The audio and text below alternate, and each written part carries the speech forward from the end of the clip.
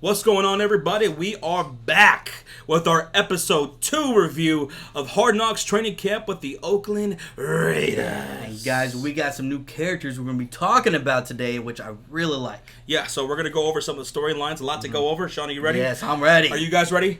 All right, knock on wood if you're ready. Knock on wood. Are you with me? Yeah. Let's go.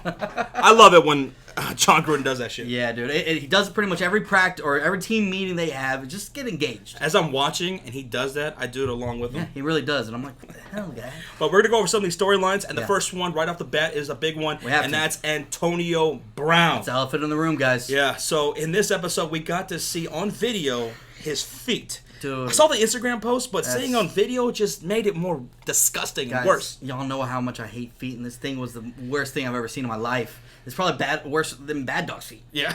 God, but no, honestly, you look at it, you could tell it's peeling. It looks like a snake losing its skin. And, or as he says it, it's being circumcised. Yeah. I'm like, what? Oh, my And he God. says his feet are going to be born again. Yeah, and dude, it just looks so bad, and hopefully, it'll heal fast. When the trainer was talking to John Gruden about his frostbitten feet and how it has to heal, you could just tell Gruden was just pissed, man. Fucking pissed that he's done with this. Because, John Gruden, what we saw from episode 1, what we saw here in episode 2 of Gruden, we saw him being very passionate about changing the culture of the Oakland Raiders. He just wants to get things going. He's tired of it. I mean, over the course of the entire episode, he's talking about Antonio Brown. He wishes he was here. He wishes he was here. Where's my friend Antonio Brown at? Yeah. Anybody heard from him? Because what does he say? All that. He says time spent is value received. Yes. So obviously him not there, he's not receiving that time. He's not getting that value. But that wasn't the only issue of Antonio Brown. Of course, after that he left training camp, and while he was gone, he threatened retirement if he couldn't play with an old helmet that he's been playing with his whole career. So he had filed that grievance with the NFL and it didn't go in his favor, Josh. Yeah, he lost the grievance to the arbitrator, and then right after that he changed his tune. Yeah, he said, hey, I can't wait to rejoin my teammates. I don't agree with the decision. Pretty much the NFL called his bluff and he backed down. Now, I know John Gruden towards the end of the episode when they were asking him about it, I know he had Antonio Brown's back and everything, and that's what you should do as a coach. Yeah. But you got to know, from what we've seen from Gruden already, with the whole feet thing and then hearing about the helmet thing, behind closed doors, he's just like, enough already. Yeah. I want to get this guy here. Let's get the ball rolling.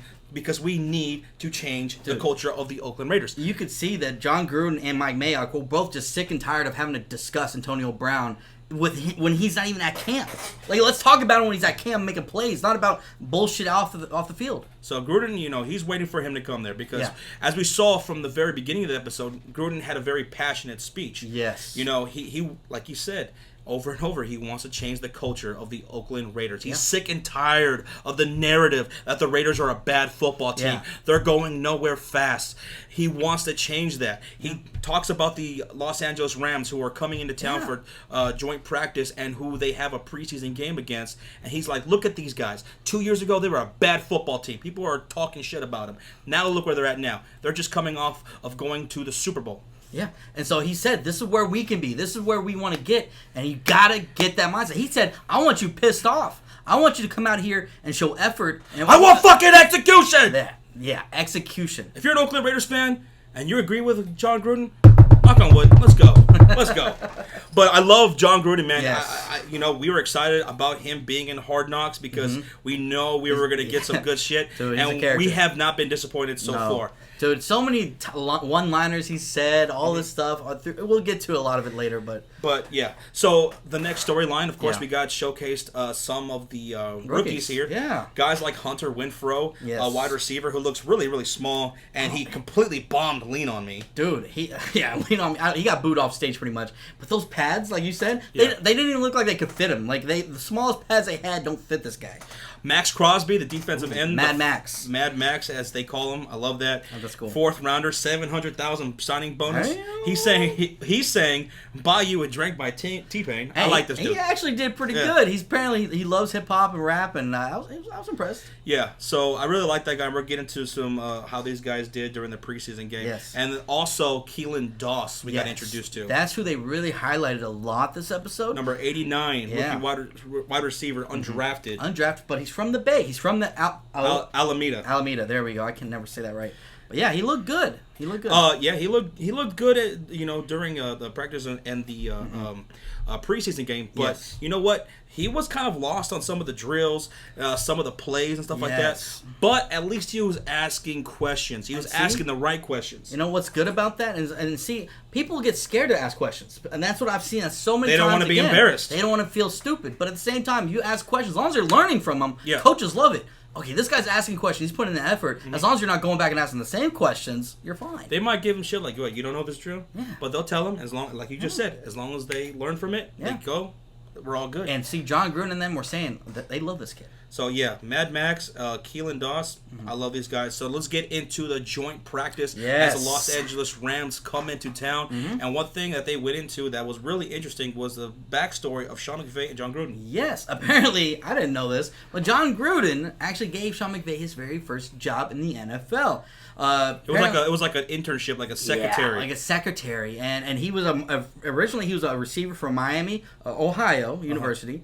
And what I thought was he got hired directly on. What I thought was hilarious. Oh yeah, Sean McVay, who we now know is this genius, offensive-minded head coaches right now. Yeah, and he was an intern, and they called him Piss Boy. That was his nickname, Piss Boy. Wow. Yeah, dude, and that's awesome, dude. And it's crazy to see kind of where he started and where he's at now. Knock on wood if you like that nickname. Yeah. I'm gonna call him Piss Boy from here on out. Every time we call a game, we gotta call him Piss Boy. But no, it's crazy to think about that. Literally, last year Gruden was in Tampa. He gave him his first job. Yeah. And they said he took off. Yep. He was just kind of being a secretary. Then all of a sudden he's helping the receivers. He had that drive. Yeah, and then all of a sudden he's making plays, giving ideas. Now look at him, man. It's crazy. I mean, he's one of the youngest head coaches in the NFL, and he's already been to a Super Bowl. And everybody's trying to find the new McVay. Yep. Right? So now let's get into the joint practices. Day one of the Oakland Raiders that we saw from Hard Knocks. It didn't go very well. Oh, it looked rough. I mean, wide receivers were dropping passes. Derek Carr had that one nice dime piece right there. And that dude, it just went right through his fucking hands. And then he fell on the ground, looked like he died. He just laid there like he was dead. Yeah, he knew he was going to get his ass chewed out. That's probably why. Like, catch the damn ball. That was so bad. And then not even just these receivers, but even some of the first round of Farrell. Yeah. Played bad too, and he went and tried to make up some fucking excuse, and the coach had none of it, dude. Mm-hmm. Chewed his ass out. So I don't want to hear that shit. Yep. I like that because, and what he's been saying what John Gruden has been saying repeatedly in episode 1 and episode 2. Yeah. We're changing the culture. Yeah. Don't come to me with excuses. If you're nothing but excuses, you're not going to be a Raider. Nope. We're changing things here. And I love that these coaches are constantly repeating that because that's exactly what they need to do. Change the culture. Yeah. So I loved it. Day 2 was a lot better. Way better. Way better. Defensive players played better. Now there was a couple scuffles.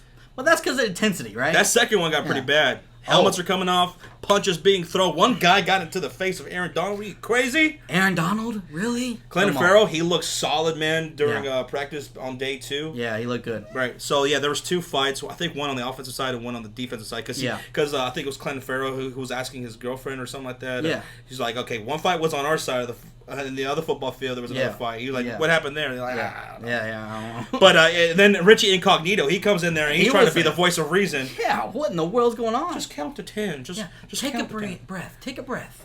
That was crazy. That's what my counselor says. Right. Now, going into the preseason game. Yes. Now, right off the bat, things are looking good. Mm-hmm. Mike Glennon. I'm a Bears fan. And, man, here he is with the Oakland Raiders. And the first drive, touchdown drive. He looked good. Touchdown drive looked great. And everything looked good. Yeah. Until... and then, until Mike Glennon, he threw an interception.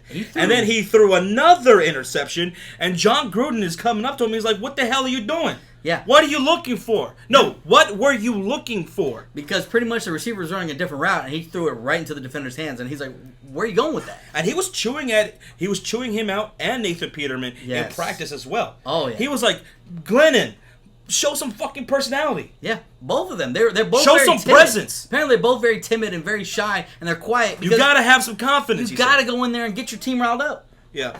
So Gruden was absolutely pissed off about that. Yeah. And I love that one shot where he's just sitting there and he's just looking up. He's like, I need to quit cussing. Yeah. And like this next line, he's like, got these fat fuckers. Yeah. Obviously, I don't want Gruden to ever change. That was awesome. But Jonathan Abram, he looked really great in that preseason game. Very aggressive. Oh, yeah. Nice tackles. Made a couple good hits there. So yeah. And Abrams, speaking of Jonathan Abram, in that joint practice, he actually had a nice little talk with the other 24 for the Raiders, which is Charles Woodson. That was really cool. Yeah, just seeing that, and he was getting some pointers from him. Charles Woodson teaching him how to be a leader, giving him some pointers, and I loved it. Abrams learning under that guy. Charles Woodson, we all know, is a great. So Jonathan Abram, he looked good in that preseason game. Then in comes Nathan Peterman. We saw him, and he didn't look all that great in the very beginning. Yeah, he missed Keelan Doss wide open, and John Gruden's like, "Did you even look?" He's like, no. What are you doing? Read the field. And he messed up again. And then John Gruden says, as he's coming off the field, John Gruden looking at him, he's like, "Are you a blockhead?" Like, I love how he just grills these guys. And he's like that with his quarterbacks. He shows tough love. Yeah, he gives no shits. He's going to give it to you. And you know what? Nathan Peterman did come out and finish that game pretty damn good. Yeah, he had that huge first down run. Oh, yeah. He took off with it. Well, he got down to like the 3-yard line, something like that. I knew within the 5. And then he made up with Keelan Doss, who he missed earlier in the game. Yes. And got him the touchdown. Yeah. Remember, this guy's a local town boy. He had a bunch of people coming to look for him and watch him. And it was awesome to get him a touchdown in his first NFL game. That was his very first catch for a touchdown in his hometown. Yeah, that was awesome. Yeah. Raiders won 14-3. But, overall, the episode, I thought it was really good. Yeah. Again, the theme of the season, the theme of this episode was Gruden just wanting to change the culture, and and that's really not going to truly happen until Antonio Brown gets his ass to training camp and gets to playing. Because that guy alone, his work ethic should bump up everybody else's. Because this guy's going to bring it. Like when they were being interviewed, him and Mike Mayock by the Raiders broadcaster. Yes. He was saying that during the offseason, they needed to get Derek Carr some weapons. They wanted to make him a blue chip quarterback. Get him some targets. So they got him Tyrell Williams, and they tried to trade for Antonio Brown, which they succeeded in doing. So I mean, he's one of the biggest pieces going forward with this team in Gruden's vision, and he needs him there. Yeah. And you know what? I'm excited for what they shown. Now, the only thing I want to point out is they still have not really emphasized or shown Josh Jacobs. I don't know why. They've shown all the other 2 first-rounders, and Abrams and Farrell, but no Josh Jacobs yet. Yeah, so hopefully we get to see him very soon. And another little thing that I want to say is Derek Carr. That was a cute little scene that he had with his kids, Dallas and Decker, and Sean made the comment. I was like, what's up with these, the names starting with D? The whole Carr family. David Carr, Derek Carr, Dallas Carr, Decker Carr. What the fuck? All right, whatever. That's your thing. But all right. They're in love with the D. They're in love with the D. But I don't know, guys. Overall, we liked it. We can't wait for next episode because Antonio Brown should be back for the next episode. I think they even showed a little preview, so we're gonna get to actually see Antonio Brown. I want to see some Antonio Brown. I want to see more of Keelan Doss, see how he progresses. Mad Max. Oh, by the way, he broke his hand in that preseason game. Oh my god, I can't believe we almost forgot. He tried to go for a punch. He hit the helmet, broke his hand. And then he had to go back, get a cast. He came back out there because you can't lose reps. No, not as a rookie. So, Mad Max. Props to you, buddy. Huge fan of him so far here in episode 2. Hard worker, man. Hard worker. All right, so guys, let us know what you guys thought of episode 2, and we'll see you guys next week for episode 3 review. Yeah. See you later, guys.